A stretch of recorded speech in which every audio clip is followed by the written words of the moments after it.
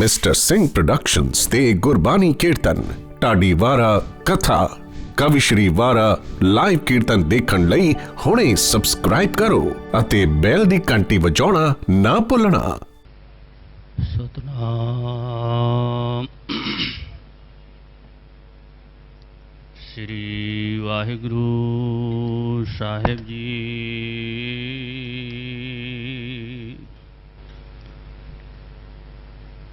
धर जी अरे एक टेक तू लाहे बिडाणी आस।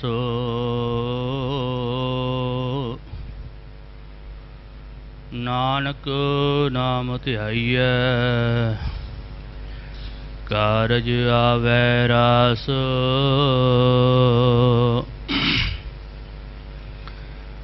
बाणी गुरु गुरु है बाणी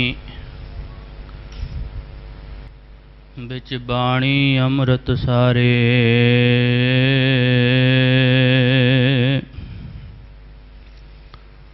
गुरबाणी कह सेवक जन मानै प्रतख गुरु निस्तारे।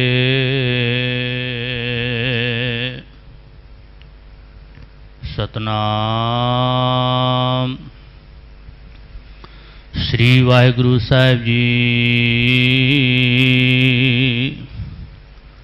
सारग महला पंजवा।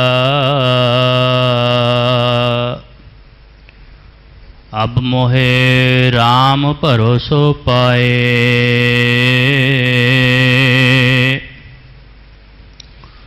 जो जो शरण पर्यो करणानिद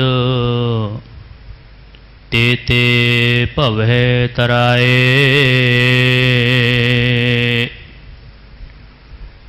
अब मोहे राम भरोसो पाए।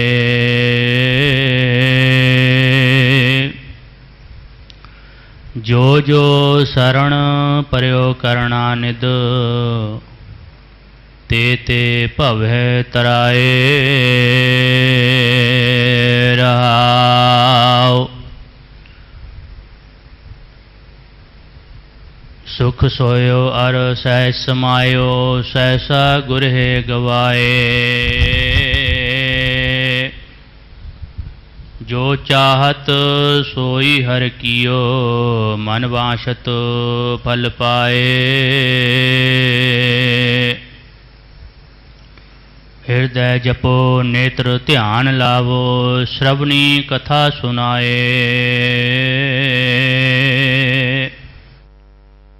चरणी चलो मार्ग ठाकुर कै रसना हर गुण गाए।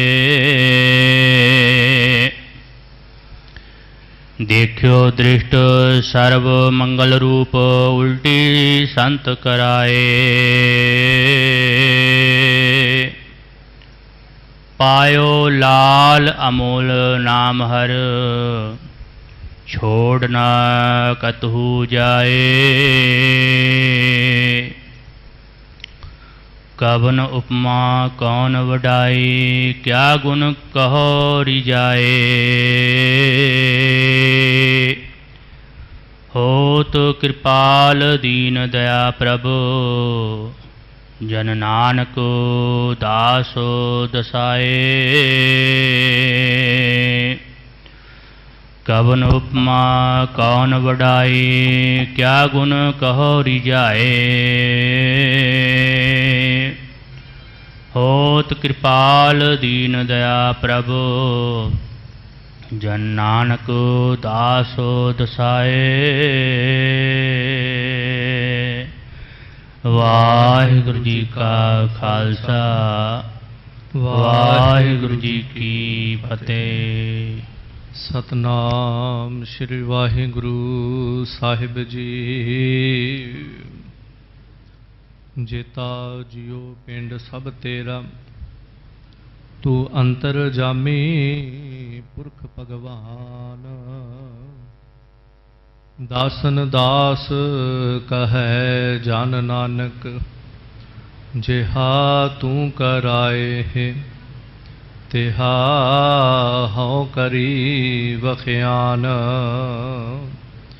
कृपा करहु दीन के दाते, मेरा गुण अवगुण ना विचारहु कोई। माटी का क्या तो पै स्वामी, मानस की गात एही। तेरे कवन कवन गुण कह कह गावा, तू साहिब गुणी निधाना। तुमरी महिमा वर्ण ना साकऊँ, तू ठाकुर ऊच भगवाना। तुमरी महिमा वर्ण ना साकऊँ, तू ठाकुर ऊच भगवाना। गरीब नवाज चवर छतर तख्त दे मालक, खंडा ब्रह्मंडा दे मालक, 10 पातशाहियां दे प्रतख स्वरूप गुरता गद्दी ते सुभाईमान, भगत वशल पतित पावन, गरीब नवाज शहनशाह पातशाह सतगुरु धन श्री गुरु ग्रंथ साहिब जी अकाल पुरख पातशाह की पावन गोद अंदर चोजी प्रीतम सरबंस दानी बाजां वाले सतगुरु धन श्री गुरु गोबिंद सिंह साहिब जी महाराज जी दे इन्हां पावन महान पवित्र पावन प्रगट अस्थान तख्त श्री हरमंदर जी श्री पटना साहिब जी की पावन इलाही सरजमीन ते गुरु की रहमत दे सदका, गुरु के तरस दे सदका पातशाह की पावन गोद का निग लै रहे गुरु सवारे खालसा जी। आओ साहिब जी की सवली निगाह नदरे अनायत प्राप्त हुई है। पातशाह ने जीवन दान दिता है, उस तो उपरांत महान बख्शिश की ते अपनी पावन हजूरी निग मानन वास्ते बख्श के इन्हां दीदियां नूं अपने पावन दर्शन करन दा सुभागा समा बख्शिया है। सुआओ पातशाह की इलाही बाणी कीर्तन रूप सरवण हुई है। आओ तुरकी बाणी की पावन लड़ीवार विचार प्रारंभ होवे। अरदास करो, असीस बख्शो, पातशाह के तरला लो के महाराज जी सानू सबना कहन सुनन वालियां नू मन बिरतियां सुरत इंद्रियां की इकाग्रता दिओ। प्रेम भावना प्रीत प्रतीत की दात दे करके सहाई होयो। समरथ गुरु सिर हथ धरियो, कुछ कहन सुनन दा बल बख्शिश करो। आओ जितने भी संसार भर विच किते भी कोई शरीर बह के जुड़िया है, सर्व वाहिगुरु जी का खालसा वाहिगुरु जी की फतेह। पातशाह जी ने तरस किया है, अमृत वेले पावन मुख वाक बख्शिश कीते। तन हजूर गुरु अर्जन देव पातशाह जी दे पावन बचन सोरठ महला पंजवा। गुरपूरै कृपा धारी प्रभ पूरी लोच हमारी, कर इस्नान गृह आए आनंद मंगल सुख पाए। संतहो राम नाम निस्तरियै, उठत बैठत हर हर ध्याइयै, अन दिन सुकृत करियै रहाओ। इस पावन बचन दियां रहाओ दियां पंक्तियां च साहिब जी तरस करते ने, असीसां देंदे कि इस भैदायक संसार समुंदर तो जे तरना है तो इंज कर, संतहो राम नाम निस तरीयै। वो करते परमेश्वर का नाम जप, उन्होंने ध्या। जदों उन्होंने ध्याएगा ध्यान का तरीका सलीका की होवे। कई दफ़ा पए पुछदे भी किवें बहना चाहिए, कदों जपना चाहिए, सवेरे बिना इशनान कीते जप लीए जां ना जपीए। कई दफ़ा मन दे विच हर बंदे दे कई तरह के सवाल ने, पर पातशाह कहंदे ने उठत बैठत सोवत ध्याइयै। इस तरह तू कर, भाव उठद्या बहिंद्या सौंद्या जागद्या ध्याना कर, उन्होंने जपना कर। हजूर पातशाह प्रारंभता करते ने, गुरपूरै कृपा धारी। पूरे समरथ गुरु ने सिर ते हथ रखिया, उन्हें अपनी कृपा जिहड़ी सी अपनी रहमत विच धारण की, रहमत विच नदर दे विच कृपा वसाई। वैसे तो सदा ही कृपा का कर है ते असीं सदा ही कृपा दे पात्र हाँ। वो सदा जुगां पर जुगां तो वो दाता है ते उन्हें दाता ही रहना है। असीं जुगां पर जुगां तो भिखारी हाँ, असीं भिखारी ही रहना है। ये कदी नहीं संसार दे उत्ते ऐसा हो सकेगा कि मनुख रब बन जाए तो रब भिखारी हो जाए। संसारक तौर पर यह हो सकता है, जिहड़ा अज किसी की झोली च कुछ पा रहा है, कल नूं मंगण भी लग सकता है, क्योंकि ये पातशाह की खेड है, कोई पता नहीं। सह बचन कहते नदर उपट्ठी जे करे सुल्ताना काहू कराएंदा। ये तो मालिक किते तरस रखे, जे उहदी एक दफ़ा भी किते पुट्ठी निगाह होगी तो संसार ते तुसीं भी वड्डे वड्डे अमीरजादियां नूं मंगदे वेखिया होवेगा। इसलिए पातशाह जी कहते ने उन्हें किरपा जिहड़ी है धारण कीती हुई ते सानू अपनी किरपा दा पात्र बना लिया। गुरपूरै किरपा धारी फिर की होया प्रभ पूरी लोच हमारी। साडी मन दी लोचा जिहड़ी सी, जिग्यासा इच्छा भावना जिहड़ी सी उन्हें पूरी कर दित्ती। हुण साडीआं मन दीआं लोचा इच्छावां बहुत हन। ये शायद जे असीं अपने जीवन दे साल दिन गिणीए तो एक गिणती दे विच आ सकदे ने। जे किसी की 50 साल उम्र है तो वह एक साल के 365 नूं 50 दे नाल गुणा करेगा, उन्होंने पता लग जाएगा कि मेरी इन्ने दिनां दी मेरी उम्र है। वैसे तो सवासां की संपूर्ण गिनती नहीं है, पर जो ग्रंथां दे विच लिखिया है कि 24,000 सवास बंदे दा आमद मूल ना थीवे, कि 24,000 साल तकरीबन एक बंदा अपने दिन विच लैंदा है। जे असीं इन्हां नूं भी गिनती करके देखांगे तो कैलकुलेट करांगे तो 50 सालों के नाल 365 नूं फिर रोज़ के नाल 24,000 नूं गुणा करोगे, गिनती लंबी चौड़ी हो जाएगी पर गिनती हो जाएगी। पर जदों असीं अपनियां इच्छावां जिग्यासा की गिनती करांगे, अपनियां कामनावां की गिनती करांगे, ये बिल्कुल गिनती तो परे हैं। एक साह दे विच किन्नियां इच्छा हो जांदियां ने, किन्नियां कामना खड़ियां हो जांदियां ने, इहदा कोई अंदाज़ा नहीं है। कोई साह कामना रहत भी निकल सकता है तो कोई एक साह दे विच 4 कामना भी साडी जिंदगी च खड़ियां हो सकदियां ने। पर खैर दाता पातशाह जी कहते प्रभ पूरी लोच हमारी। मालिक ने सारियां इच्छावां लोचां पूरियां करतियां, पर वो किहड़ियां सन कि संसार ते आए हाँ, जीवन सफल हो जाए, पूरे गुरु की प्राप्ति हो जाए, पूरे गुरु दे नाल जुड़न तो बाद अकाल पुरख परिपूर्ण परमेश्वर के अंदर अभेद हो जाइए, भाव जीवन मुक्त अवस्था प्राप्त हो जाए, स्वै स्वरूप के अंदर अभेद हो जाइए। ये लोचा जिहड़ी सी साडी पूरी होगी। कर इशनान गृह आए आनंद मंगल सुख पाए। हुण नाम रूपी सरोवर विच इशनान करके स्वै स्वरूपी घर दे विच आ गए हम। एक बारी अर्थ जदों करांगे तो धन गुरु अर्जन देव महाराज कृपा करके कहते ने कर इशनान गृह आए, उस पावन हरिमंदर साहिब अंदर गए, उस पावन अमृत सरोवर के अंदर इशनान किया, फिर वापस गुरु के महल अपने घर आ गए। कर इशनान गृह आए आनंद मंगल सुख पाए, संतो राम नाम निस्तरिय, उठत बैठत हर हर ध्याइए, अनदिन सुकृत करिए। क्या साधु जनो सतपुरखो, उस करते परमेश्वर के नाम नूं, उस रमे हुए राम के नाम नूं जपो, उठदियां बहिंदियां सौंदियां जागदियां उन्नू ध्याओ, आन दिन सुकृत करिए। ये जिहड़ी श्रेष्ठ कृत है, किरत तो आप सारा संसार ही करते हैं, कोई किस तरह की कर रहा है, कोई किस तरह की कर रहा है। हर बंदा अपने कीते हुए काम नूं जिहदे नाल उहदे घर दा गुजरान चलदा उहनूं किरत ही कहंदा है। चोर भी अपनी कीती हुई चोरी नूं अपनी किरत दसेगा। कोई भी मनुख है, डाकू भी कहेगा साडी किरत है। एक कसाई जिहड़ा है वह भी जीवां नूं कोह कोह के मारदा, आपां कहांगे किन्ना पाप कर रहा है, इनू तरस तक नहीं आता, जीव नूं कोह कोह के मार दिंदा, वो कहेगा नहीं मेरी किरत है, मैनू फर्क नहीं पैंदा। भाव इस तरह संसार सारा ही किरत करता है, पर हाँ किरत विरत कर धर्म दी, हथों दे कछ भला मनाए, धर्म की किरत कर। तो पातशाह कहते अन दिन सुकृत करिए, श्रेष्ठ कृत करया करो, रहाओ ठहराओ दे करके कृपा कर दे। संत का मार्ग धर्म की पौड़ी को वड भागी पाए, कोट जन्म के किल विख नासे हर चरनी चित लाए। कि जिहड़ा साधु का मार्ग है, भाव एक उच्च अवस्था का मार्ग है, को वड भागी पाए। ये धर्म की पौड़ी जिहड़ी है तो साधु का रस्ता, भाव सतपुरखां वाला जिहड़ा रस्ता है, इनू कोई वड्डियां भागां वाला जिहड़ा इनू प्राप्त करता है। पहला पातशाह जी कहते इस रस्ते नूं ही कोई विरला प्राप्त करता है, इस मार्ग के उत्ते तुरदा कोई विरला है, उस तो बाद कोई विरला है जिहड़ा उस मंजिल तक पहुँचता है।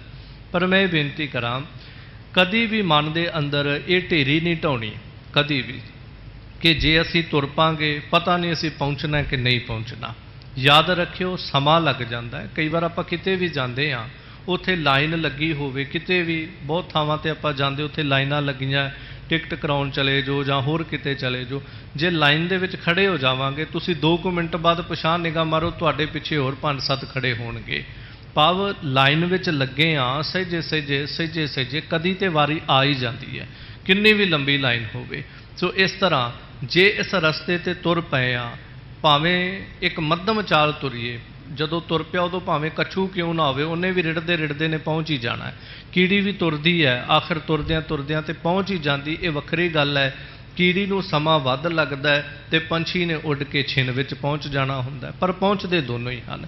ਕਦੀ ਇਹ ਨਾ ਘਬਰਾਈਏ ਕਿ ਮੈਂ ਤਾਂ ਬਹੁਤ ਹੌਲੀ ਚੱਲ ਰਿਹਾ, ਮੇਰੇ ਤੋਂ ਤੇ ਸਿਮਰਨ ਹੁੰਦਾ ਹੀ ਨਹੀਂ, ਮੇਰੇ ਤੋਂ ਤੇ ਬਹੁਤੀ ਬਾਣੀ ਪੜ੍ਹੀ ਨਹੀਂ ਜਾਂਦੀ। ਭਲਿਆ ਜਿੰਨੀ ਕੁ ਵੀ ਪੜ੍ਹੀ ਜਾਂਦੀ ਹੈ ਤੇਰਾ ਸੁਭਾਗ ਹੈ, ਮਾਲਕ ਦਾ ਤਰਸ ਹੈ।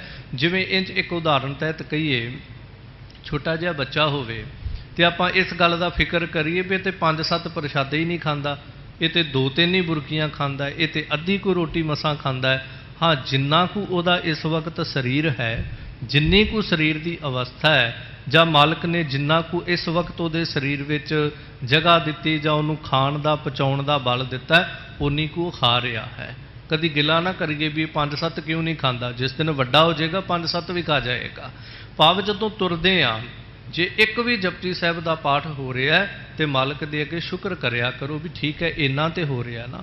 ਕਦੀ ਢੇਰੀ ਨਾ ਢਾਓ ਕਿ ਮੇਰੇ ਤੋਂ ਬਹੁਤਾ ਤੇ ਹੁੰਦਾ ਨਹੀਂ, ਇਸ ਕਰਕੇ ਮੈਂ ਥੋੜਾ ਵੀ ਨਹੀਂ ਕਰਿਆ ਕਰਨਾ।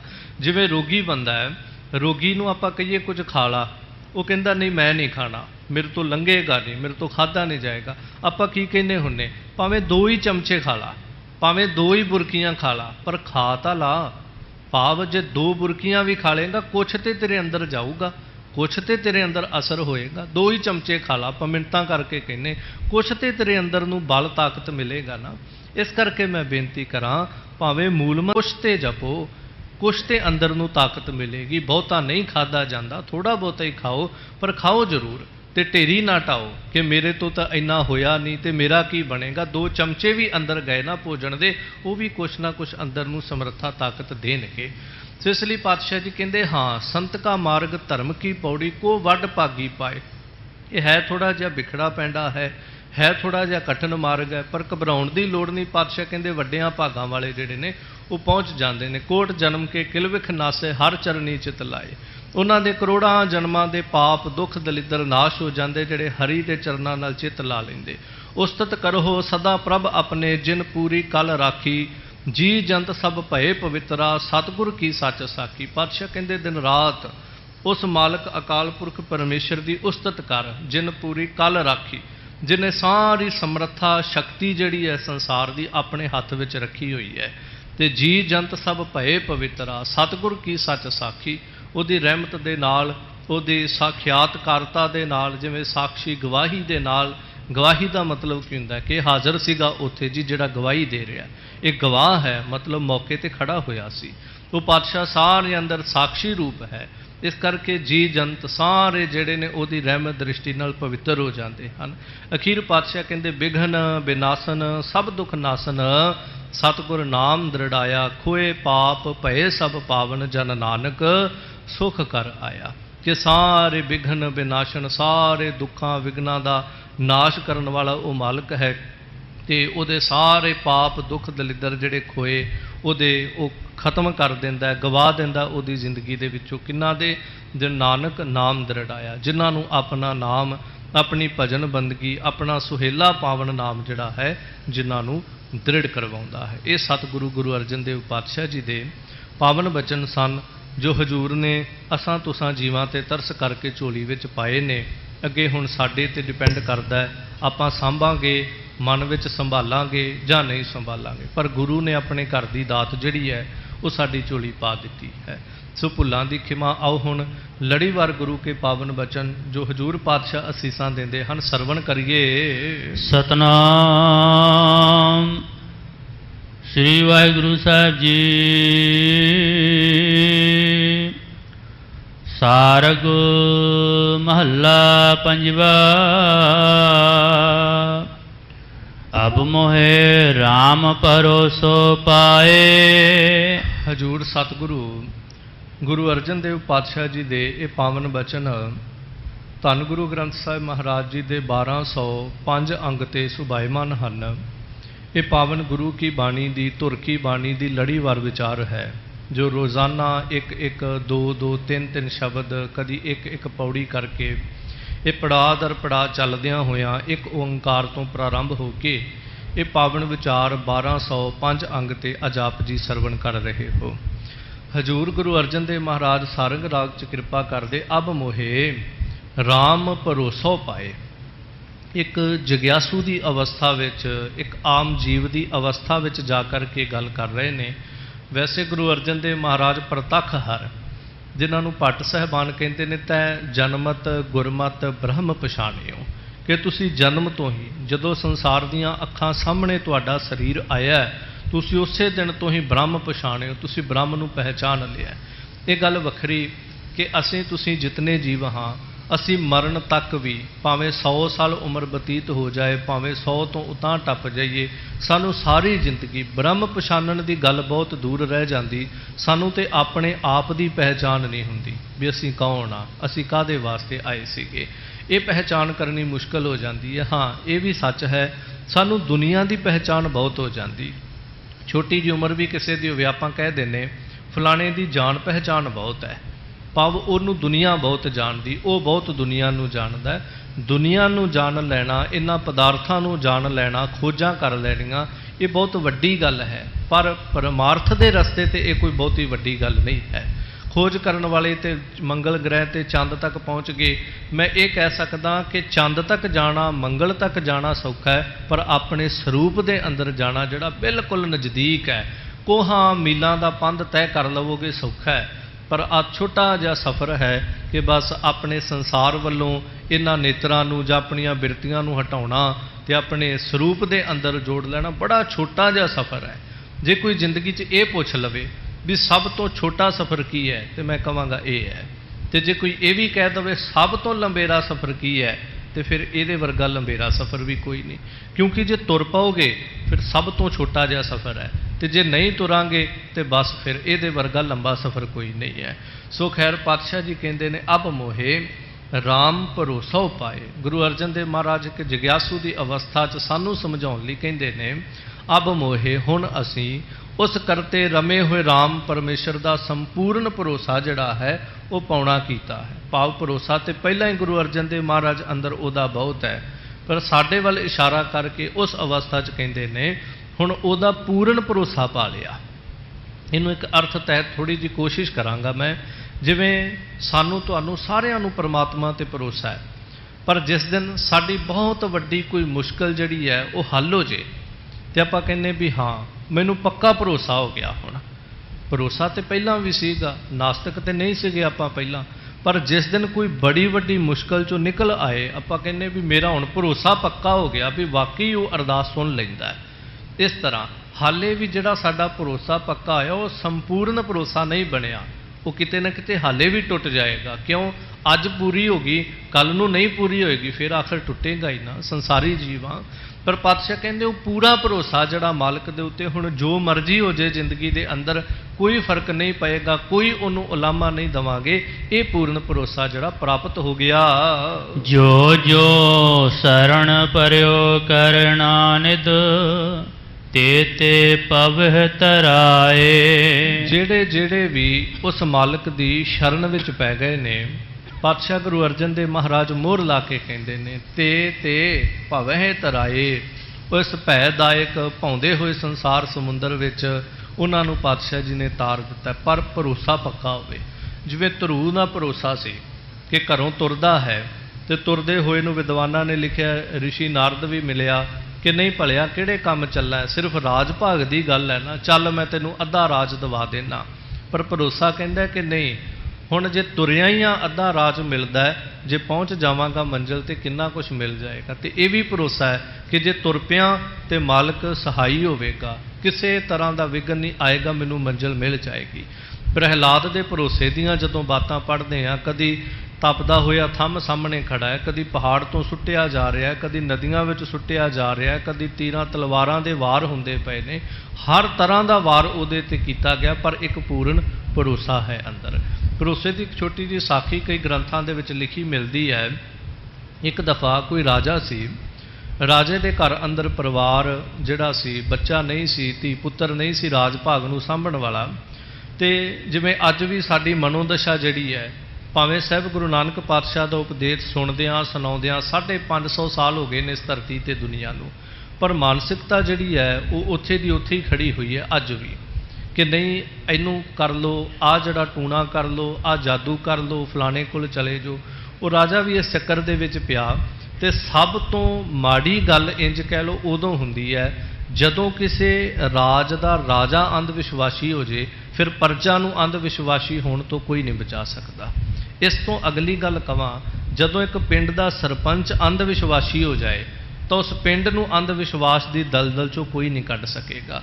ਪਿੱਛੇ ਜਿਹੇ ਸ਼ਾਇਦ ਕਿਸੇ ਨਗਰ ਦੀ ਖਬਰ ਵੀ ਆਪ ਜੀ ਨੇ ਸੁਣੀ ਹੋਵੇ ਕਿ ਉਸ ਨਗਰ ਦੇ ਵਿੱਚ ਕੋਈ ਇਸ ਤਰ੍ਹਾਂ ਦੀ ਬਿਮਾਰੀ ਫੈਲ ਗਈ ਤੇ ਉੱਥੇ ਕਿਸੇ ਮੇਰੇ ਵਰਗੇ ਨੇ ਜਾ ਕੇ ਕਹਿਤਾ ਵੀ ਆਹ ਜਾਦੂ ਟੂਣਾ ਕਰ ਲਓ, ਤੁਹਾਡੇ ਨਗਰ ਦੀ ਬਿਮਾਰੀ ਹਟੇਗੀ, ਰਹਿ ਜਾਏਗੀ। ਸਾਰਾ ਸਹਿਮਤ ਹੋ ਗਿਆ, ਪਰ ਇੱਕ ਗੁਰਸਿੱਖ ਪਰਿਵਾਰ ਉਹਨੇ ਮਨਾ ਕਰਤਾ ਕਿ ਭਾਈ ਨਹੀਂ, ਗੁਰੂ ਦੀ ਆਗਿਆ ਨਹੀਂ, ਸਿੱਖੀ ਸਿਧਾਂਤ ਸਾਨੂੰ ਇਸ ਗੱਲ ਦੀ ਇਜਾਜ਼ਤ ਨਹੀਂ ਦਿੰਦੇ, ਤੁਸੀਂ ਜੋ ਮਰਜ਼ੀ ਕਰੋ। ਖਬਰਾਂ ਚੱਲੀਆਂ ਕਿ ਕਹਿੰਦੇ ਜਦੋਂ ਉਸ ਗੁਰਸਿੱਖ ਪਰਿਵਾਰ ਨੇ ਇਹ ਕਹਿਤਾ ਕਿ ਅਸੀਂ ਨਹੀਂ ਇਸ ਗੱਲ ਵਿੱਚ ਸ਼ਾਮਲ ਹੋ ਸਕਦੇ, ਤੁਸੀਂ ਜੋ ਮਰਜ਼ੀ ਕਰੋ, ਅੱਗੇ ਮਾਲਕ ਜੋ ਕਰੇਗਾ, ਬਿਮਾਰੀ ਲੱਗਣੀ ਹੋਈ ਤੇ ਲੱਗ ਹੀ ਜਾਏਗੀ, ਕੋਈ ਗੱਲ ਨਹੀਂ। ਕਹਿੰਦੇ ਸਾਰੇ ਪਿੰਡ ਨੇ ਇਕੱਠੇ ਹੋ ਕੇ ਉਹਨਾਂ ਨੂੰ ਆਪਣੇ ਘਰ ਵਿੱਚੋਂ, ਜਿਵੇਂ ਪੰਜਾਬੀ 'ਚ ਇੱਕ ਸ਼ਬਦ ਵਰਤਦੇ, ਭਾਂਡਾ ਛੇਕ ਦੇਣਾ, ਉਹਨਾਂ ਦਾ ਬਾਈਕਾਟ ਕਰਤਾ ਵੀ ਸਾਰਾ ਪਿੰਡ ਇਹਨਾਂ ਨੂੰ ਮੂੰਹ ਨਾ ਲਾਵੇ। ਕਿਉਂ? ਕਿਉਂਕਿ ਅਸੀਂ ਜਾਦੂ ਟੂਣਾ ਕਰਨਾ ਸੀ ਤੇ ਸ਼ਾਮਲ ਨਹੀਂ ਹੋਏ। ਕਹਿਣ ਦਾ ਭਾਵ, ਜਦੋਂ ਪਿੰਡ ਦਾ ਮੋਢੀ ਤੁਰੇਗਾ ਨਾ ਮਾੜੇ ਕੰਮਾਂ ਦੇ ਵਿੱਚ, ਸਾਰੇ ਪਿੰਡ ਦਾ ਨਤੀਜਾ ਹੀ ਨਿਕਲੇਗਾ। ਜਦੋਂ ਘਰ ਪਰਿਵਾਰ ਦਾ ਮੁਖੀ ਜਿਹੜਾ ਹੋਵੇਗਾ, ਉਹ ਕੋਈ ਵੀ ਹੋ ਸਕਦਾ, ਉਹ ਬੀਬੀ ਭੈਣ ਵੀ ਹੋ ਸਕਦੀ, ਉਹ ਭਰਾ ਵੀ ਹੋ ਸਕਦਾ, ਜਦੋਂ ਪੁਰਖ ਇਸਤਰੀ ਕੋਈ ਵੀ ਘਰ ਦਾ ਮੋਢੀ ਅੰਧ ਵਿਸ਼ਵਾਸੀ ਹੋ ਜਾਏਗਾ, ਅੱਗੇ ਪੀੜ੍ਹੀ ਨੂੰ ਅੰਧ ਵਿਸ਼ਵਾਸੀ ਹੋਣ ਤੋਂ ਕੋਈ ਰੋਕ ਨਹੀਂ ਸਕੇਗਾ। ਸੋ ਇਸ ਲਈ ਪਾਤਸ਼ਾਹ ਜੀ ਕਹਿੰਦੇ ਨੇ, ਮੈਂ ਜ਼ਿਕਰ ਕਰ ਰਿਹਾ ਸੀ, ਉਹ ਰਾਜਾ ਥੋੜ੍ਹਾ ਜਿਹਾ ਅੰਧ ਵਿਸ਼ਵਾਸੀ ਹੈ, ਘਰ ਵਿੱਚ ਪੁੱਤਰ ਨਹੀਂ। ਕਿਸੇ ਮੇਰੇ ਵਰਗੇ ਨੇ ਕਹਿਤਾ ਵੀ ਤੂੰ ਇੱਕ ਬਲੀ ਦੇ ਕਿਸੇ ਬੱਚੇ ਦੀ, ਤੇਰੇ ਘਰ 'ਚ ਪੁੱਤਰ ਹੋ ਜਾਏਗਾ। ਖੈਰ, ਮਾਨਸਿਕਤਾ ਇਸੇ ਤਰ੍ਹਾਂ ਦੀ ਸੀ। ਉਹਨੇ ਨਗਰ ਵਿੱਚ ਢੰਡੋਰਾ ਪਿਟਵਾਇਆ। ਕਹਾਣੀਕਾਰ ਲਿਖਦੇ ਨੇ ਕਿ ਕੋਈ ਵੀ ਆਪਣਾ ਪੁੱਤਰ ਜਿਹੜਾ ਹੈ ਉਹ ਲਿਆ ਕੇ ਮੈਨੂੰ ਦਵੇ ਤੇ ਉਹਨੂੰ ਮੂੰਹ ਮੰਗਿਆ ਇਨਾਮ ਜਿਹੜਾ ਹੈ ਉਹ ਦੇ ਦਿੱਤਾ ਜਾਏਗਾ। ਸੋ ਇੱਕ ਗਰੀਬ ਪਰਿਵਾਰ, ਉਹਨਾਂ ਦੇ ਘਰ ਵਿੱਚ 3-4 ਬੱਚੇ ਨੇ। ਸੋਚਿਆ ਇੱਕ ਨਿਕੰਮਾ ਹੈ, ਸਾਰਿਆਂ ਤੋਂ ਛੋਟਾ ਹੈ, ਕੋਈ ਕੰਮ ਵੀ ਨਹੀਂ ਕਰਦਾ, ਸਾਰਾ ਦਿਨ ਪਿਆ ਹੀ ਰਹਿੰਦਾ ਹੈ, ਕੋਈ ਸੰਸਾਰ ਨਾਲ ਲੈਣ ਦੇਣ ਵੀ ਨਹੀਂ, ਸਾਡੇ ਕੰਮ ਦਾ ਤੇ ਹੈ ਨਹੀਂ। ਕਿਉਂਕਿ ਮਾफ़ ਕਰਿਓ ਮੇਰੇ ਸ਼ਬਦਾਂ ਨੂੰ, ਮਾਂ ਪਿਓ ਵੀ ਉਸ ਬੱਚੇ ਨੂੰ ਕੰਮ ਦਾ ਕਵੇਗਾ ਜਿਹੜਾ ਕਿਤੇ ਨਾ ਕਿਤੇ ਉਹਨਾਂ ਦੇ ਸਵਾਰਥ ਪੂਰੇ ਕਰੇਗਾ। ਸੋ ਖੈਰ, ਸਾਡੇ ਕੰਮ ਦਾ ਨਹੀਂ ਹੈ, ਕਿਉਂ ਨਾ ਇਹਨੂੰ ਵੇਚ ਕੇ ਕੁਝ ਧਨ ਹੀ ਮਿਲ ਜਾਵੇਗਾ, ਬਾਕੀਆਂ ਦਾ ਜੀਵਨ ਤੇ ਸੌਖਾ ਹੋ ਜਾਏਗਾ, ਇਹਦੇ ਕਰਕੇ ਅਸੀਂ ਤਾਂ ਦੁੱਖ ਨਾ ਭੋਗੀਏ। ਖੈਰ, ਮੁੱਕਦੀ ਗੱਲ, ਉਹ ਰਾਜੇ ਨੂੰ ਦੇ ਦਿੱਤਾ ਗਿਆ। ਰਾਜੇ ਨੇ, ਜਿਵੇਂ ਪੁੱਛਦੇ ਨੇ ਵੀ ਮਰਨ ਤੋਂ ਪਹਿਲਾਂ ਤੇਰੀ ਆਖਰੀ ਇੱਛਾ, ਉਹ ਕਹਿੰਦਾ ਵੀ ਕੋਈ ਗੱਲ ਨਹੀਂ, ਦੱਸ ਦੇਵਾਂਗੇ, ਤੁਸੀਂ ਆਪਣੀ ਤਿਆਰੀ ਕਰੋ, ਜਿਵੇਂ ਵੀ ਮੇਰੀ ਬਲੀ ਲੈਣੀ, ਜਿਵੇਂ ਵੀ ਮਾਰਨਾ, ਤੁਸੀਂ ਆਪਣੀ ਤਿਆਰੀ ਕਰੋ। ਉਹਨਾਂ ਨੇ ਤਿਆਰੀ ਸ਼ੁਰੂ ਕੀਤੀ ਤੇ ਉਹ ਬੱਚਾ ਜਿਹੜਾ ਸੀ ਖੁੱਲ੍ਹੇ ਥਾਂ 'ਤੇ ਗਿਆ। ਉਹਨੇ 3 ਢੇਰੀਆਂ ਜਿਹੜੀਆਂ ਸੀ, ਉਹ ਰੇਤਾ ਦੀਆਂ, ਮਿੱਟੀ ਦੀਆਂ, ਜਿੱਥੇ ਵੀ ਉਹ ਬੈਠਾ ਸੀ ਉੱਥੇ 3 ਢੇਰੀਆਂ ਬਣਾਈਆਂ। ਥੋੜ੍ਹੀ ਦੇਰ ਉਹ ਪਹਿਲੀ ਢੇਰੀ ਵੱਲ ਦੇਖਦਾ ਰਿਹਾ, ਫਿਰ ਉਹਨੇ ਹੱਥ ਮਾਰਿਆ ਤਾਂ ਉਸ ਢੇਰੀ ਨੂੰ ਢਾਹ ਦਿੱਤਾ। ਰਾਜਾ ਇਹ ਸਾਰੀ ਪ੍ਰਕਿਰਿਆ ਦੇਖਦਾ ਪਿਆ ਵੀ ਇਹ ਕਰ ਕੀ ਰਿਹਾ। ਥੋੜ੍ਹੀ ਦੇਰ ਬਾਅਦ ਉਹਨੇ ਦੂਜੀ ਢੇਰੀ ਵੱਲ ਦੇਖੀ ਗਿਆ, 2-4 ਮਿੰਟ ਦੇਖ ਕੇ ਫਿਰ ਉਸ ਢੇਰੀ ਨੂੰ ਵੀ ਢਾਹ ਦਿੱਤਾ। ਹੁਣ ਤੀਜੀ ਢੇਰੀ ਜਿਹੜੀ ਆ ਉਹਦੇ ਵੱਲ ਦੇਖੀ ਜਾ ਰਿਹਾ, ਪਰ ਉਹਨੂੰ ਢਾਉਂਦਾ ਨਹੀਂ ਪਿਆ।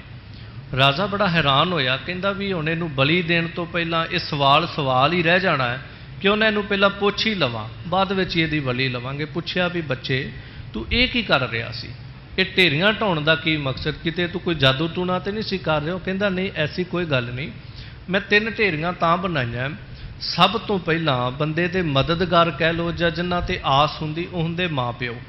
ਪਹਿਲੀ ਢੇਰੀ ਸੀ ਮਾਂ ਪਿਓ ਦੀ, ਪਰ ਮੈਂ ਜਦੋਂ ਇਹ ਵੇਖਿਆ ਕਿ ਮੇਰੇ ਮਾਂ ਪਿਓ ਨੇ ਧਨ ਦੀ ਖਾਤਰ, ਆਪਣੇ ਸਵਾਰਥ ਦੀ ਖਾਤਰ, ਆਪਣੇ ਸੁੱਖਾਂ ਦੀ ਖਾਤਰ ਮੇਰੀ ਬਲੀ ਦੇਣ ਵਾਸਤੇ ਮੈਨੂੰ ਵੇਚ ਦਿੱਤਾ, ਉਹ ਮੇਰੇ ਮਦਦਗਾਰ ਨਾ ਬਣ ਸਕੇ। ਆਸ ਸੀ ਉਹਨਾਂ ਤੇ ਬੜੀ ਵੱਡੀ, ਪਰ ਉਹਨਾਂ ਦੇ ਆਸ ਲਾਈ ਹੋਈ ਪੂਰੀ ਨਾ ਹੋ ਸਕੀ, ਉਹਨਾਂ ਦੀ ਢੇਰੀ ਢਾਹ ਦਿੱਤੀ ਹੈ।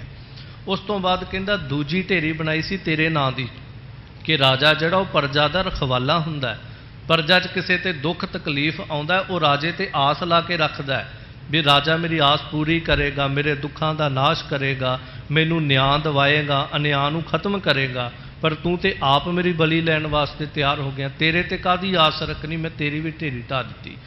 ਤੀਜੀ ਢੇਰੀ ਕਾਹਦੀ ਲਾਈ? ਉਹ ਕਹਿੰਦਾ ਤੀਜੀ ਢੇਰੀ ਉਹ ਸਮਰੱਥ ਪਰਮਾਤਮਾ ਦੀ ਲਾਈ ਹੈ, ਜਿਸ ਦੇ ਉੱਤੇ ਲਾਈ ਹੋਈ ਆਸ ਜਿਹੜੀ ਉਹ ਕਦੀ ਖਤਮ ਨਹੀਂ ਹੁੰਦੀ। कदी व्यर्थ नहीं जाती, ਉਹਦੇ ਤੇ ਆਸ ਰੱਖੀ है, हुण ਉਹ ਜ਼ਰੂਰ ਕੋਈ ਖੇਡ ਵਰਤਾਏਗਾ।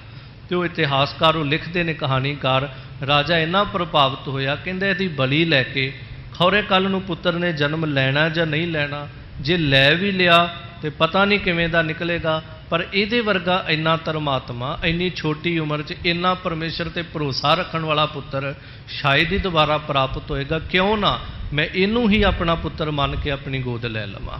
ਸੋ ਕਹਾਣੀਕਾਰ ਇਹ ਲਿਖਦੇ ਵੀ ਭਰੋਸਾ ਜਿਹੜਾ ਹੈ ਬੜਾ ਪੱਕਾ ਹੋਵੇ, ਬੜਾ ਅਟੱਲ ਹੋਵੇ ਤੇ ਮਾਲਕ ਖੇਡ ਵਰਤਾਉਂਦਾ। ਗੁਰੂ ਅਰਜਨ ਦੇਵ ਪਾਤਸ਼ਾਹ ਵੀ ਇਹ ਕਹਿੰਦੇ, ਜਿਹੜਾ ਉਹਦੀ ਸ਼ਰਨ ਪੈ ਗਿਆ ਪੂਰਨ ਭਰੋਸਾ ਰੱਖ ਕੇ, ਉਹ ਬੱਚਾ ਵੀ ਪੂਰਨ ਭਰੋਸਾ ਰੱਖ ਕੇ ਉਹਦੀ ਸ਼ਰਨ ਪੈ ਗਿਆ, ਹੁਣ ਤੇਰੇ ਤੇ ਆਖਰੀ ਭਰੋਸਾ ਹੈ, ਬਸ ਉਸ ਮਾਲਕ ਪਰਮੇਸ਼ਰ ਨੇ ਉਹਨੂੰ ਸੰਸਾਰ ਸਮੁੰਦਰ ਤੋਂ ਬਚਾ ਲਿਆ, ਉਹਨੂੰ ਮੌਤ ਤੋਂ ਵੀ ਬਚਾ ਲਿਆ। ਤਾਂ ਪਾਤਸ਼ਾਹ ਜੀ ਕਹਿੰਦੇ ਤੇ ਭਵਹਿ ਤਰਾਏ, ਉਹਨਾਂ ਨੂੰ ਭੈਦਾਇਕ ਸੰਸਾਰ ਤੋਂ ਤਾਰ ਦਿੰਦਾ ਹੈ। ਸੁਖ ਸੋਇਓ ਅਰ ਸਹਿਜ ਸਮਾਇਓ, सहसा गुरह गवाए।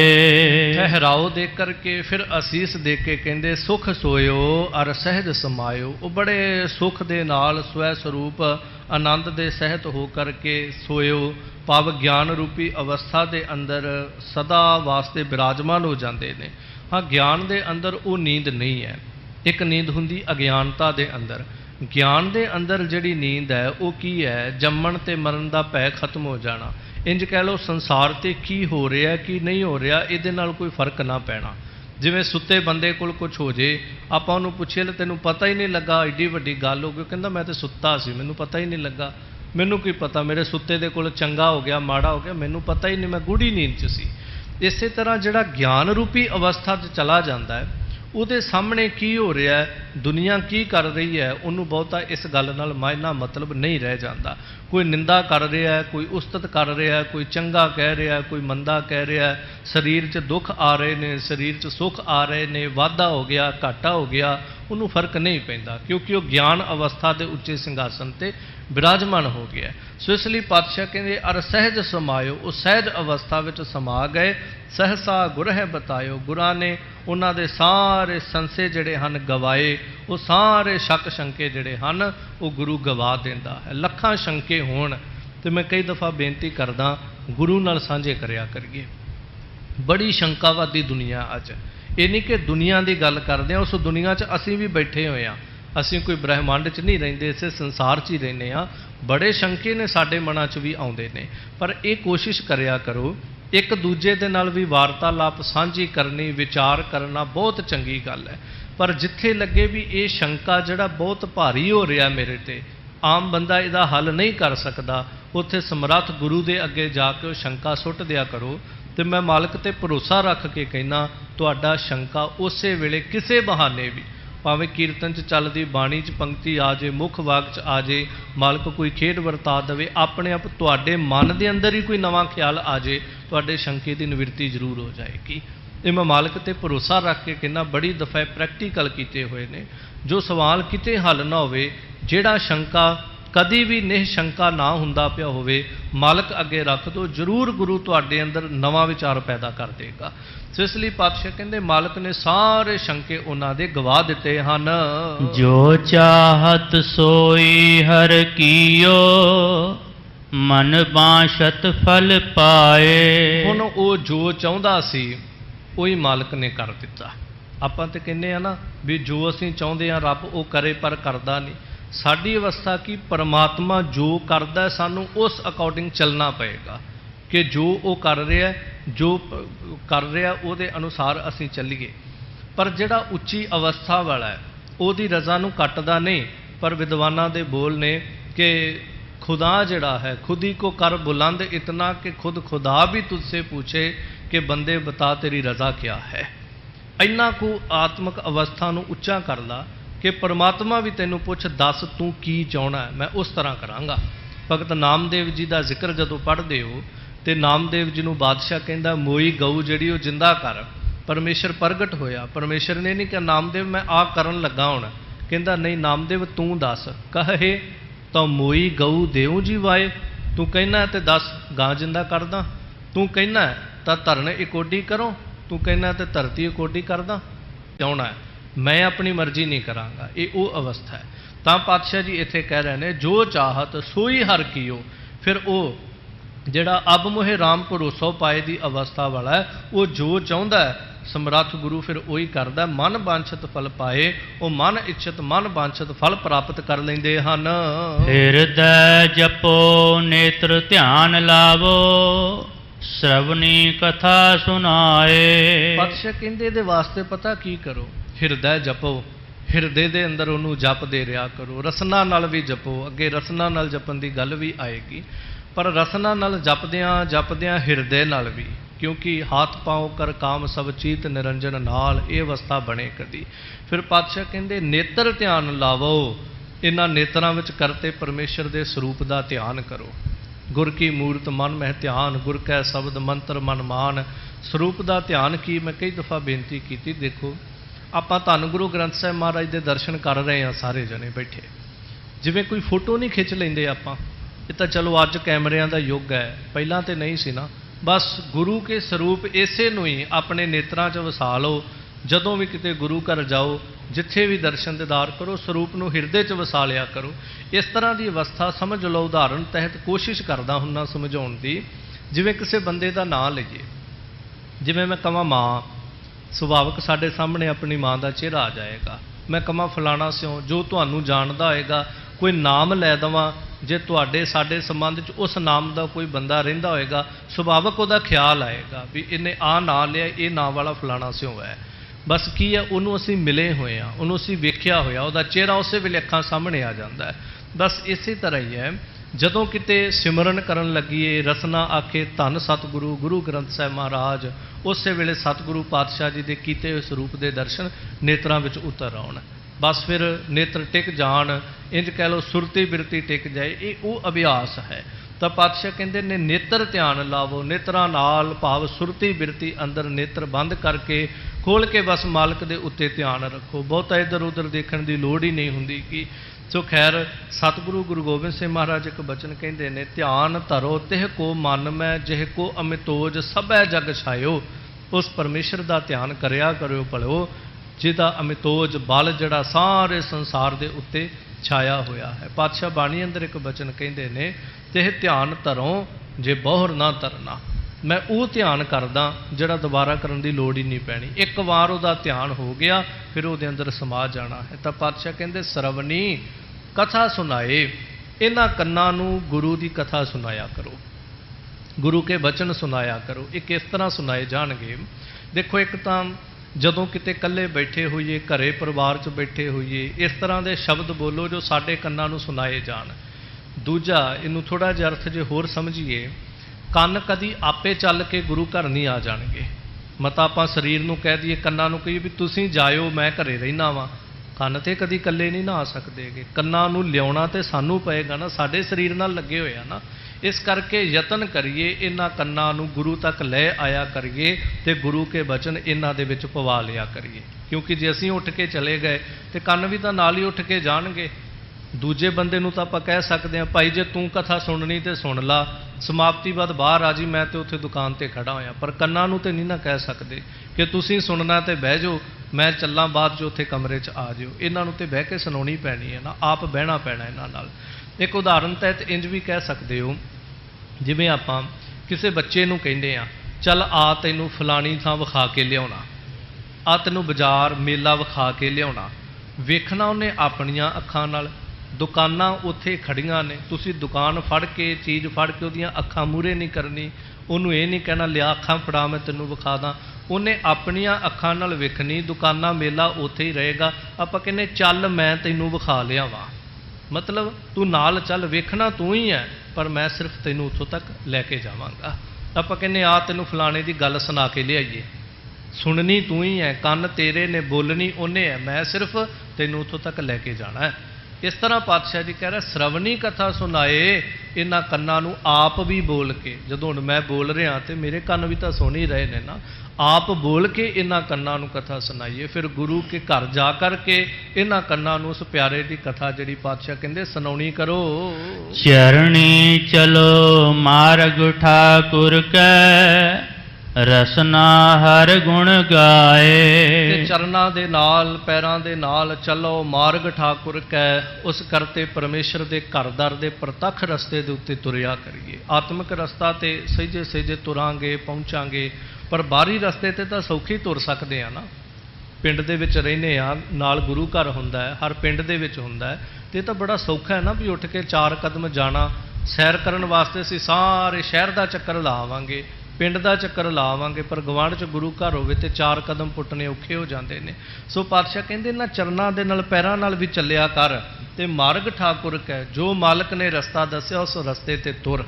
ਫਿਰ ਆਤਮਿਕ ਤੌਰ ਤੇ ਵੀ ਮਨ ਕਰਕੇ ਵੀ ਉਸ ਰਸਤੇ ਤੇ ਤੁਰ, ਤੇ ਰਸਨਾ ਹਰ ਗੁਣ ਗਾਏ। ਇਸ ਰਸਨਾ ਦੇ ਨਾਲ, ਇਸ ਜਿਹਬਾ ਦੇ ਨਾਲ ਉਸ ਕਰਤੇ ਪਰਮੇਸ਼ਰ ਦੇ ਗੁਣਾਂ ਨੂੰ ਦਿਨ ਰਾਤੀ ਗਾਉਣਾ ਕਰਿਆ ਕਰ। ਇਹ ਡਿੰਗਾ ਨਾ ਮਾਰਿਆ ਕਰ ਵੀ ਨਹੀਂ ਜੀ ਮਨ 'ਚ ਹੀ ਜਪ ਲੈਣਾ ਚਾਹੀਦਾ ਹੈ, ਜ਼ੁਬਾਨ ਨਾਲ ਜਪਣਾ ਤੇ ਤੋਤਾ ਰਟਣਾ। ਭਾਈ ਜਿਨ੍ਹਾਂ ਦੀ ਉਹ ਅਵਸਥਾ ਬਣ ਜਾਂਦੀ ਉਹ ਇਹ ਕਹਿਣ ਉਹਨਾਂ ਨੂੰ ਫੱਬਦਾ ਹੈ। ਸਾਡੀ ਇਹ ਅਵਸਥਾ ਨਹੀਂ ਹੈਗੀ, ਤੁਹਾਡੀ ਕਿਸੇ ਦੀ ਹੋਵੇ ਮੁਬਾਰਕ ਹੋ ਸਕਦਾ ਹੈ, ਪਰ ਜੇ ਅਸੀਂ ਕਹੀ ਜਾਈਏ ਨਹੀਂ ਜੀ ਚੁੱਪ ਕਰਕੇ ਜਪਣਾ ਚਾਹੀਦਾ ਹੈ, ਹਿਰਦੇ 'ਚ ਜਪਣਾ ਚਾਹੀਦਾ ਹੈ, ਮਨ 'ਚ ਜਪਣਾ ਚਾਹੀਦਾ ਹੈ, ਇਹ ਉਹ ਗੱਲ ਹੈ ਜਿਸ ਬੰਦੇ ਨੂੰ ਮੁਹਾਰਨੀ ਨਹੀਂ ਆਉਂਦੀ ਤੇ ਉਹ ਕਹਿੰਦਾ ਵੀ ਨਹੀਂ ਚੁੱਪ ਕਰਕੇ ਸਾਰੀ ਪੰਜਾਬੀ ਪੜ੍ਹਨੀ ਚਾਹੀਦੀ ਹੈ। ਮੁਹਾਰਨੀ ਤੈਨੂੰ ਆਉਂਦੀ ਨਹੀਂ ਪਈ, ਭਾਵ ਜ਼ਬਾਨ ਨਾਲ ਜਪਣ ਦਾ ਹਾਲੇ ਅਭਿਆਸ ਨਹੀਂ ਬਣਿਆ ਸਾਡਾ, ਤੇ ਅਸੀਂ ਕਹੀਏ ਕਿ ਨਹੀਂ ਜੀ ਮਨ ਨਾਲ ਚੁੱਪ ਕਰਕੇ ਜਪਣਾ ਚਾਹੀਦਾ। ਭਲਿਆ ਰਸਨਾ ਨਾਲ ਜਪ, ਅਭਿਆਸ ਬਣੇਗਾ। ਜਦੋਂ ਅਭਿਆਸ ਬਣੇਗਾ ਨਾ, ਬੇਨਤੀ ਕਰਾਂ, ਛੋਟਾ ਜਿਹਾ ਬੱਚਾ ਹੁੰਦਾ ਨਾ, ਉਹਨੂੰ ਆਪਾਂ ਪਹਿਲਾਂ ਹੌਲੀ ਹੌਲੀ ਉਂਗਲ ਫੜ ਕੇ ਤੁਰਨਾ ਸਿਖਾਉਣੇ। ਪਹਿਲੇ ਦਿਨ ਬੱਚਾ ਕਵੇ ਵੀ ਲਿਆਓ ਮੈਂ ਤੁਹਾਡੀ ਉਂਗਲ ਫੜ ਕੇ ਤੁਰਨਾ, ਆਪਾਂ ਕਵਾਂਗੇ ਤੇਰੇ ਤੋਂ ਆਪ ਨਹੀਂ ਤੁਰਿਆ ਜਾਂਦਾ, ਭੱਜਦਾ ਕਿਉਂ ਨਹੀਂ ਪਿਆ ਤੂੰ।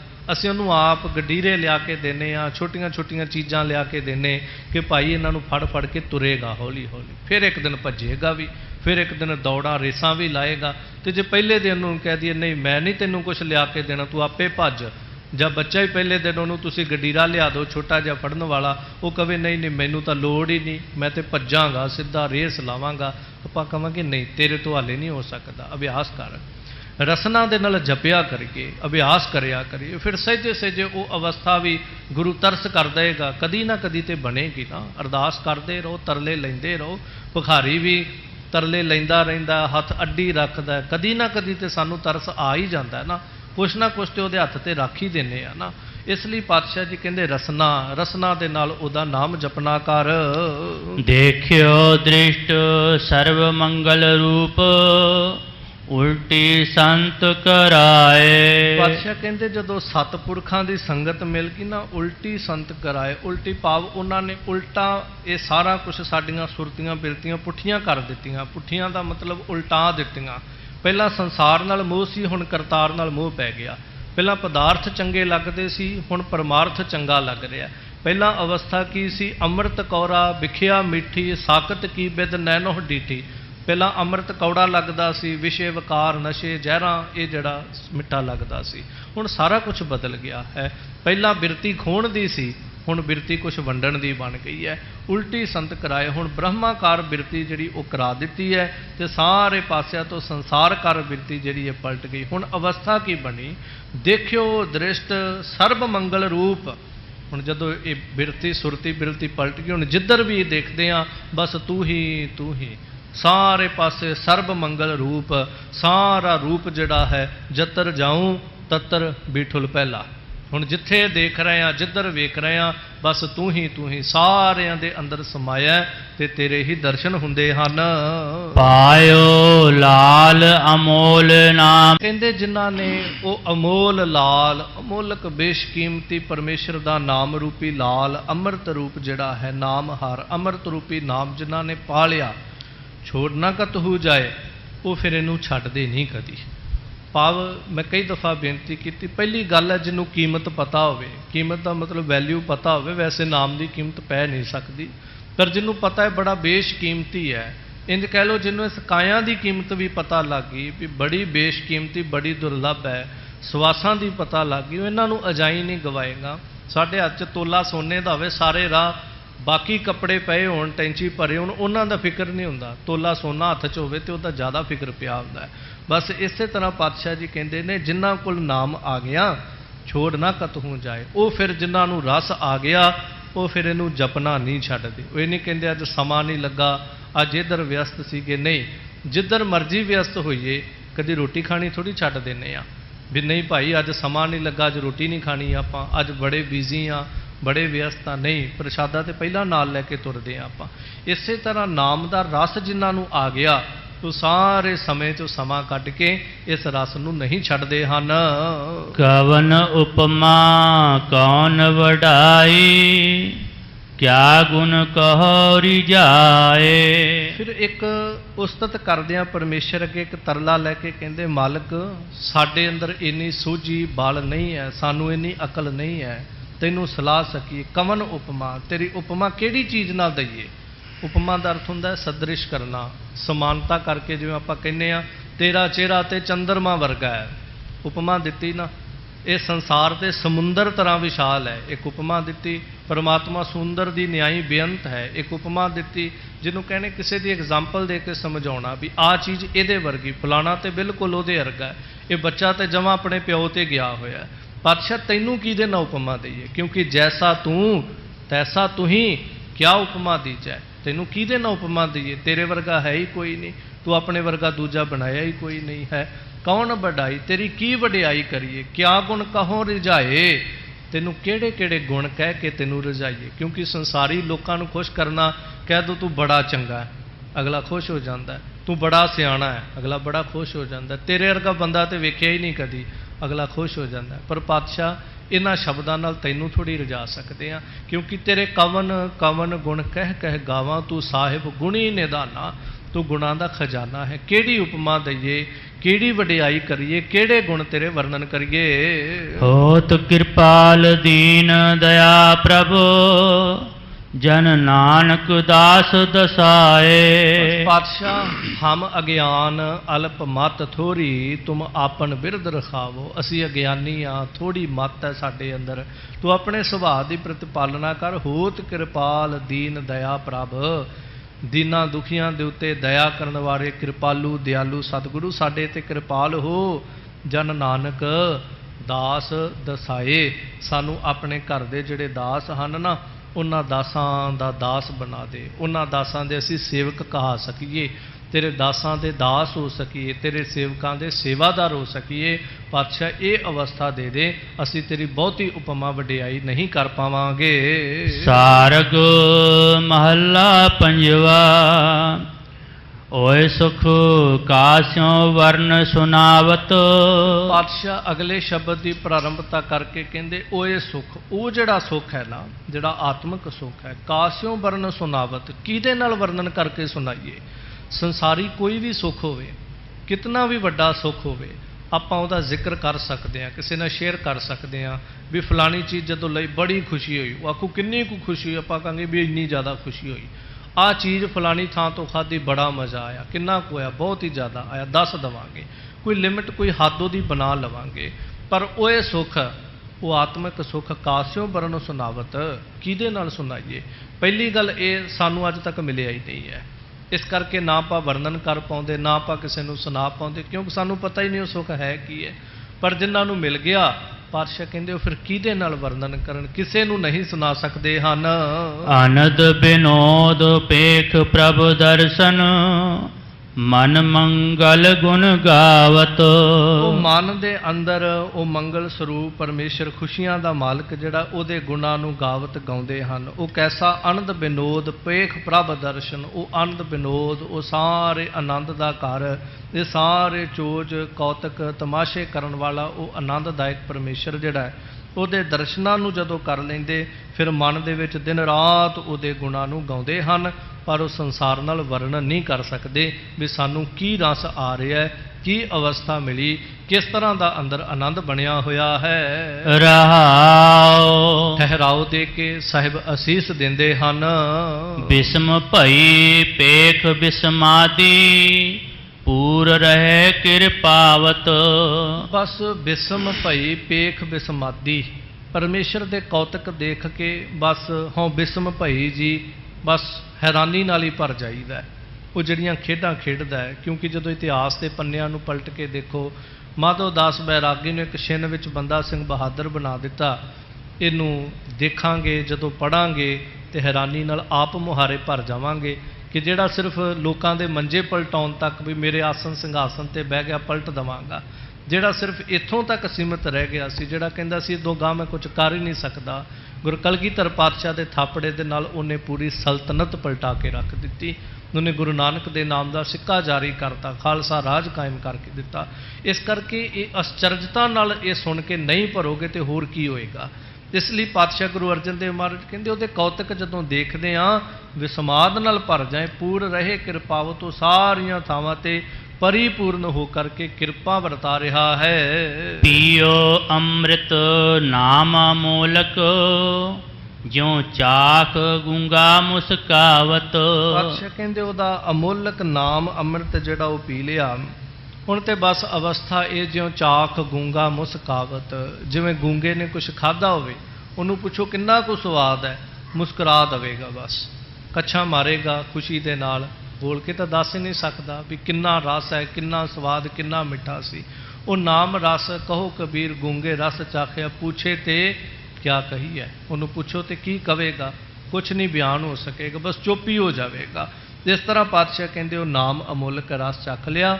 ਹੁਣ ਗੂੰਗੇ ਦੇ ਮੁਸਕਰਾਉਣ ਵਾਲੀ ਗੱਲ ਹੋ ਗਈ ਹੈ। ਜੈਸੇ ਪਵਨ ਬੰਦ ਕਰ ਰਾਖਿਓ, ਬੂਝ ਨਾ ਆਵਤ ਜਾਵਤ। ਸਭ ਕਹਿੰਦੇ ਜਿਵੇਂ ਕੋਈ ਜੋਗੀ ਹੈ ਨਾ, ਉਹ ਆਪਣੇ ਸਵਾਸਾਂ ਨੂੰ ਰੋਕ ਲਵੇ, ਬੂਝ ਨਾ ਆਵਤ ਜਾਵਤ, ਉਹਨੂੰ ਇਸ ਗੱਲ ਦੀ ਫਿਰ ਸੋਝੀ ਨਹੀਂ ਬਹੁਤੀ ਰਹਿੰਦੀ ਵੀ ਕੌਣ ਆ ਰਿਹਾ ਕੌਣ ਜਾ ਰਿਹਾ, ਕਿਉਂਕਿ ਉਹਨੇ ਆਪਣੇ ਸਵਾਸ ਦਸਮ ਦੁਆਰ 'ਚ ਚੜਾ ਲਏ ਨੇ, ਸੰਸਾਰ ਨਾਲੋਂ ਬਿਲਕੁਲ ਟੁੱਟ ਚੁੱਕਾ ਹੈ। ਹੁਣ ਕੌਣ ਮੱਥਾ ਟੇਕ ਗਿਆ, ਕੌਣ ਫਲ ਚੜਾ ਗਿਆ, ਕੌਣ ਪੈਸੇ ਚੁੱਕ ਕੇ ਲੈ ਗਿਆ, ਕੌਣ ਪੈਸੇ ਰੱਖ ਗਿਆ, ਉਹਨੂੰ ਫਰਕ ਨਹੀਂ ਪੈਂਦਾ, ਉਹ ਹਿਸਾਬਾਂ ਕਿਤਾਬਾਂ 'ਚ ਨਹੀਂ ਪੈਂਦਾ। ਫਿਰ ਜਿਹੜਾ ਇਸ ਅਵਸਥਾ 'ਚ ਹੋਵੇ, ਜੇ ਕਦੀ ਉਹਦੇ ਸਾਹਮਣੇ ਮੇਰੇ ਤੁਹਾਡੇ ਵਰਗਾ ਕੋਈ ਸਰੀਰ ਜਾਵੇ, ਆਪਾਂ ਨੂੰ ਪਤਾ ਹੀ ਨਹੀਂ ਲੱਗਣਾ ਵੀ ਇਹ ਸਾਹ ਲੈ ਰਿਹਾ ਜਾਂ ਨਹੀਂ ਲੈ ਰਿਹਾ। ਆਪਾਂ ਨੂੰ ਇੰਨਾ ਪਤਾ ਲੱਗੇਗਾ ਵੀ ਜਿਉਂਦਾ ਹੈ, ਆਪਾਂ ਸਾਹ ਲੈਂਦੇ, ਸਾਡਾ ਸਰੀਰ ਹਿਲਦਾ, ਢਿੱਡ ਹਿਲਦਾ, ਪਤਾ ਲੱਗਦਾ, ਪਰ ਉਹਦਾ ਪਤਾ ਹੀ ਨਹੀਂ ਲੱਗਦਾ ਵੀ ਸਾਹ ਲੈਂਦਾ ਪਿਆ ਜਾਂ ਨਹੀਂ ਲੈਂਦਾ, ਪਰ ਹਾਂ ਜਿੰਦਾ ਜ਼ਰੂਰ ਹੈ। ਇਸ ਲਈ ਪਾਤਸ਼ਾਹ ਕਹਿੰਦੇ ਜਿਵੇਂ ਇੱਕ ਜੋਗੀ ਦੀ ਅਵਸਥਾ ਬਣ ਜਾਂਦੀ, ਇਸੇ ਤਰ੍ਹਾਂ ਜਿਹੜਾ ਨਾਮ ਅਭਿਆਸੀ ਹੈ ਉਹ ਪੁਰਖ ਜਦੋਂ ਪਵਨ ਭਾਵ ਆਪਣੀਆਂ ਵਾਸ਼ਨਾ ਨੂੰ ਬੰਨ੍ਹ ਕੇ ਉਹ ਬ੍ਰਹਮ ਸਰੂਪ ਦੇ ਅੰਦਰ ਟਿਕ ਜਾਂਦਾ ਹੈ, ਫਿਰ ਉਹਨੂੰ ਪਤਾ ਹੀ ਨਹੀਂ ਲੱਗਦਾ ਬੂਝ ਨਾ ਆਵਤ ਜਾਵਤ, ਕੀ ਜ਼ਿੰਦਗੀ 'ਚ ਨੁਕਸਾਨ ਹੋਇਆ, ਕੀ ਫਾਇਦਾ ਹੋ ਗਿਆ, ਕੋਈ ਮਤਲਬ ਨਹੀਂ, ਕਿਹੜਾ ਘਰ 'ਚ ਪੈਦਾ ਹੋ ਗਿਆ, ਕਿਹੜਾ ਮਰ ਗਿਆ, ਕੋਈ ਮਤਲਬ ਨਹੀਂ, ਕੀ ਦੁੱਖ ਆ ਗਿਆ, ਕੀ ਸੁੱਖ ਆ ਗਿਆ, ਕੋਈ ਮਤਲਬ ਨਹੀਂ, ਕਿਹੜਾ ਆ ਕੇ ਉਸਤਤ ਕਰ ਗਿਆ, ਕਿਹੜਾ ਆ ਕੇ ਨਿੰਦਾ ਕਰ ਗਿਆ, ਕੋਈ ਮਤਲਬ ਨਹੀਂ। ਉਹਨੂੰ ਆਪਣੀ ਬਿਰਤੀ ਸੁਰਤੀ ਦੇ ਨਾਲ ਸਿਰਫ ਇਕਾਗਰਤਾ ਜਦੋਂ ਬਣ ਜਾਵੇ, ਇਹ ਸਾਰੇ ਪਾਸੇ ਵਾਸ਼ਨਾ ਨੂੰ ਜਦੋਂ ਬੰਨ੍ਹ ਲੈਂਦਾ, ਫਿਰ ਬੂਝ ਨਾ ਆਵਤ ਜਾਵਤ, ਉਹਨੂੰ ਵੀ ਸੋਝੀ ਨਹੀਂ ਰਹਿ ਜਾਂਦੀ। ਜਾ ਕੋ ਹਿਰਦੈ ਪ੍ਰਗਾਸ ਭਇਓ ਹਰ। ਪਾਤਸ਼ਾਹ ਗੁਰੂ ਅਰਜਨ ਦੇਵ ਮਹਾਰਾਜ ਕਹਿੰਦੇ ਜਿਨ੍ਹਾਂ ਦੇ ਹਿਰਦੇ 'ਚ ਪ੍ਰਕਾਸ਼ ਹੋ ਗਿਆ ਨਾ, ਗਿਆਨ ਹੋ ਗਿਆ ਜਿਨ੍ਹਾਂ ਨੂੰ, ਉਹ ਆਂਕੀ ਕਹੀ ਨਾ ਜਾਈ ਕਹਾਵਤ, ਭਾਵ ਉਹਨਾਂ ਦੀਆਂ ਬਾਤਾਂ, ਉਹਨਾਂ ਦੀਆਂ ਕਹਾਣੀਆਂ, ਉਹਨਾਂ ਦੀਆਂ ਪਹੇਲੀਆਂ, ਉਹਨਾਂ ਦੀ ਵਿਆਖਿਆ ਕਹੀ ਨਹੀਂ ਜਾ ਸਕਦੀ। ਹੁਣ ਇਹ ਸਮਝ ਲਓ ਕਿ ਗੁਰੂ ਅਰਜਨ ਦੇਵ ਮਹਾਰਾਜ ਸਮਰੱਥ ਗੁਰੂ ਨੇ, ਅਕਾਲ ਪੁਰਖ ਰੂਪ ਨੇ, ਉਹ ਕਹਿ ਰਹੇ ਨੇ ਕਿ ਜਿਹੜਾ ਉੱਚ ਅਵਸਥਾ ਦਾ ਮਾਲਕ ਬਣ ਗਿਆ, ਉਹਨਾਂ ਦੀ ਵਿਆਖਿਆ ਨਹੀਂ ਕੀਤੀ ਜਾ ਸਕਦੀ, ਉਹਨਾਂ ਦਾ ਜੀਵਨ ਵਰਣਨ ਨਹੀਂ ਕੀਤਾ ਜਾ ਸਕਦਾ। ਉਹ ਕਥਨ ਕਹਿਣ ਤੇ ਵਿਰਲਾ, ਉਹ ਵਿਰਲਾ ਹੁੰਦਾ ਜਿਹੜਾ ਕਥਨ ਕਹਿਣ ਤੋਂ ਪਰੇ ਹੋ ਜਾਂਦਾ ਹੈ। ਪਰ ਹੁਣ ਮੇਰੇ ਵਰਗਾ ਕਹਿੰਦਾ ਨਹੀਂ, ਫਲਾਣਾ ਮਹਾਂਪੁਰਖ ਜਿਹੜਾ ਮੈਂ ਉਹਨੂੰ ਚੰਗੀ ਤਰ੍ਹਾਂ ਜਾਣਦਾ, ਮੈਂ ਉਹਦੀ ਸਾਰੀ ਜ਼ਿੰਦਗੀ ਜਾਣਦਾ। ਗੁਰੂ ਅਰਜਨ ਦੇਵ ਮਹਾਰਾਜ ਕਹਿੰਦੇ ਨਹੀਂ, ਜਿਹੜਾ ਭੇਤ ਹੋ ਗਿਆ ਉਹਦੇ ਬਾਰੇ ਕੁਝ ਕਿਹਾ ਹੀ ਨਹੀਂ ਜਾ ਸਕਦਾ, ਉਹ ਕਿਸ ਅਵਸਥਾ 'ਤੇ ਜਿਉਂਦਾ ਹੈ। ਸਾਡਾ ਜਦੋਂ ਵੀ ਅਨੁਮਾਨ ਲੱਗੇਗਾ ਉਹਦੇ ਸਰੀਰ ਦੀ ਹਲਚਲ ਨੂੰ ਦੇਖ ਕੇ ਲੱਗੇਗਾ, ਇਸ ਤਰ੍ਹਾਂ ਗੱਲ ਕਰਦਾ ਹੈ, ਇਸ ਤਰ੍ਹਾਂ ਖਾਂਦਾ ਪੀਂਦਾ ਹੈ, ਇੱਥੇ ਉੱਥੇ ਜਾਂਦਾ ਹੈ, ਸਾਡਾ ਅਨੁਮਾਨ ਇੱਥੋਂ ਲੱਗੇਗਾ। ਪਰ ਉਹਦੀ ਅੰਦਰਲੀ ਅਵਸਥਾ ਕੀ ਹੈ, ਇਹ ਸਾਡੇ ਕੋਲ ਕੋਈ ਪੈਰਾਮੀਟਰ ਨਹੀਂ ਹੈ। ਇਸ ਲਈ ਪਾਤਸ਼ਾਹ ਕਹਿੰਦੇ ਉਹਦਾ ਕੋਈ ਵੀ ਕਹਾਣੀ ਬਾਤ ਨਹੀਂ ਕਹੀ ਜਾ ਸਕਦੀ। ਆਨੋ ਪਾਵ ਜੇਤੇ ਕਿਛ ਕਹੀਐ, ਤੇਤੇ ਸਿੱਖੇ ਪਾਵਤ। ਪਾਤਸ਼ਾਹ ਜੀ ਕਹਿੰਦੇ ਜਿਤਨੇ ਵੀ ਉਪਾਵ ਜਿਹੜੇ ਹਨ, ਅਨੁਪਾਵ ਜੇਤੇ ਕਿਛ ਕਹੀਐ, ਜਿੰਨੇ ਵੀ ਉਪਾਵ ਸੰਸਾਰ ਤੇ ਪਰਮੇਸ਼ਰ ਬਾਰੇ ਕਹੇ ਜਾਂਦੇ ਹਨ ਕਿ ਆ ਉਪਾ ਆ ਯਤਨ ਹੈ, ਤੇ ਸਿੱਖੇ ਪਾਵਤ, ਉਹ ਸਾਰੇ ਕਮਾਈ ਵਾਲੇ ਸਤਿਪੁਰਖਾਂ ਦੇ ਕੋਲ ਜਦੋਂ ਬੈਠਾਂਗੇ, ਇਹ ਸਾਰਾ ਕੁਝ ਜਿਹੜਾ ਇਹ ਸਿੱਖਿਆਦਾਇਕ ਹੈ। ਜਦੋਂ ਕੋਈ ਰਾਗ ਵਿਦਿਆ ਸਿੱਖਣੀ, ਕੋਈ ਧਰਮ ਗ੍ਰੰਥ ਪੜ੍ਹਨੇ, ਕੋਈ ਵਿਦਿਆ ਪੜ੍ਹਨੀ, ਇਹ ਸਾਰੇ ਉਪਾ ਸਿੱਖੇ ਪਾਵਤ, ਇਹ ਸਿੱਖਿਆ ਦੇਣ ਵਾਲੇ ਨੇ। ਹਰ ਇੱਕ ਚੀਜ਼ ਵਿੱਚ ਸਿੱਖਿਆ ਹੈ, ਗੁਣ ਹੈ, ਚੰਗੀਆਂ ਗੱਲਾਂ ਮਿਲਦੀਆਂ ਨੇ। ਪਰ ਪਾਤਸ਼ਾਹ ਕਹਿੰਦੇ ਜੇ ਕੋਈ ਕਵੇ ਮੈਂ ਕੇਵਲ 4 ਪੁਸਤਕਾਂ ਪੜ੍ਹ ਕੇ, ਕੇਵਲ ਰਾਗ ਵਿਦਿਆ, ਜਾਂ ਹੋਰ ਕੁਝ ਧਰਮ ਦੀ ਦੁਨੀਆ ਵਿੱਚ ਸਿੱਖ ਕੇ ਪਰਮਾਰਥ ਪ੍ਰਾਪਤ ਕਰ ਲਾਂਗਾ, ਮੈਂ ਉਸ ਉੱਚ ਅਵਸਥਾ ਨੂੰ ਪ੍ਰਾਪਤ ਕਰ ਲਵਾਂਗਾ। ਨਹੀਂ, ਪਾਤਸ਼ਾਹ ਕਹਿੰਦੇ ਸਭ ਕੁਝ ਸਿੱਖਿਆ ਦਿੰਦਾ ਹੈ, ਇਹ ਸਭ ਕੁਝ ਸਿੱਖਣ ਯੋਗ ਹੈ, ਪਰ ਜਿਹੜੀ ਆਤਮਿਕ ਅਵਸਥਾ ਹੈ ਉਹ ਤੈਨੂੰ ਤੇਰੇ ਅਭਿਆਸ ਦੇ ਨਾਲ, ਉਹ ਗੁਰੂ ਕੇ ਤਰਸ ਨਾਲ ਮਿਲੇਗੀ। ਨਹੀਂ ਤਾਂ ਪੜ੍ਹ ਪੁਸਤਕਾਂ ਜਿਹੜੀਆਂ ਨੇ ਇਹਨਾਂ ਦੇ ਪੜ੍ਹ ਗੱਡੀ ਲੱਦੀ ਹੈ, ਪੜ੍ਹ ਭਰੀ ਹੈ ਸਾਥ, ਫਿਰ ਇਹ ਗੱਲ ਬਣ ਜਾਂਦੀ ਹੈ। अचिंत लाल ग्रह प्रीतर प्रगट्यो अगम जैसे परखावत। ਤੇ ਪਾਤਸ਼ਾਹ ਜੀ ਕਹਿੰਦੇ ਨੇ ਅਚਿੰਤ ਲਾਲ ਗ੍ਰਹਿ ਭੀਤਰ ਪ੍ਰਗਟਿਓ। ਹੁਣ ਉਹ ਅਕਾਲ ਪੁਰਖ ਪਰਮੇਸ਼ਰ ਜਿਹੜਾ ਨਾ ਇਸ ਗ੍ਰਹਿ ਭੀਤਰ, ਇਸ ਹਿਰਦੇ ਘਰ ਦੇ ਅੰਦਰ ਪ੍ਰਗਟ ਹੋ ਗਿਆ, ਸਾਖਿਆਤਕਾਰ ਹੋ ਗਿਆ। ਤੇ ਹੁਣ ਕੀ ਹੈ, ਅਗਮ ਜੈਸੇ ਪਰਖਾਵਤ, ਜਿਵੇਂ ਅਗੰਮੀ ਚੀਜ਼ ਨੂੰ ਪਰਖਾਵਤ ਕੋਈ ਪਰਖਣਾ ਚਾਹਵੇ ਤੇ ਉਹ ਪਰਖੀ ਨਹੀਂ ਜਾਂਦੀ। ਜਿਹੜੀ ਚੀਜ਼ ਸਾਡੀ ਸਮਝ ਤੋਂ ਹੀ ਪਰੇ ਹੋਵੇ, ਸੰਸਾਰਕ ਤੌਰ ਤੇ ਕਹੀਏ, ਆਪਾਂ ਆਮ ਸੰਸਾਰੀ ਮਨੁੱਖ ਹਾਂ, ਸਾਨੂੰ ਕੋਈ ਕਵੇ ਵੀ ਆ ਤੁਹਾਡੇ ਸਾਹਮਣੇ ਹੀਰਾ ਰੱਖਿਆ, ਇਹਨੂੰ ਪਰਖ ਕੇ ਦਿਖਾਓ, ਆਪਾਂ ਵੈਸੇ ਝੂਠੇ ਸੱਚੇ ਕਹਿ ਦਾਂਗੇ ਵੀ ਬੜਾ ਸੋਹਣਾ ਹੈ, ਬੜੀ ਚਮਕ ਹੈ। ਕੋਈ ਕਵੇ ਵੀ ਕਿੰਨੇ ਤੋਲਿਆਂ ਦਾ ਹੈ ਜਾਂ ਕੀ ਇਹਦਾ ਹਿਸਾਬ ਕਿਤਾਬ ਹੈ, ਆਪਾਂ ਕਹਾਂਗੇ ਇੰਨਾ ਨਹੀਂ ਸਾਨੂੰ ਪਤਾ ਭਾਈ, ਇੰਨਾ ਕੁ ਪਤਾ ਲੱਗ ਗਿਆ ਵੀ ਹੀਰਾ, ਉਹ ਵੀ ਤੂੰ ਦੱਸ ਦਿੱਤਾ, ਨਹੀਂ ਤੇ ਅਸੀਂ ਤੇ ਕੱਚ ਹੀ ਸਮਝ ਲੈਣਾ ਸੀ। ਸੋ ਇਸ ਤਰ੍ਹਾਂ ਜਿਵੇਂ ਜਿਹੜੀ ਚੀਜ਼ ਸਾਡੀ ਸਮਝ ਤੋਂ ਪਰੇ, ਉਹ ਪਰਖ ਤੋਂ ਵੀ ਪਰੇ ਹੋ ਜਾਂਦੀ ਹੈ।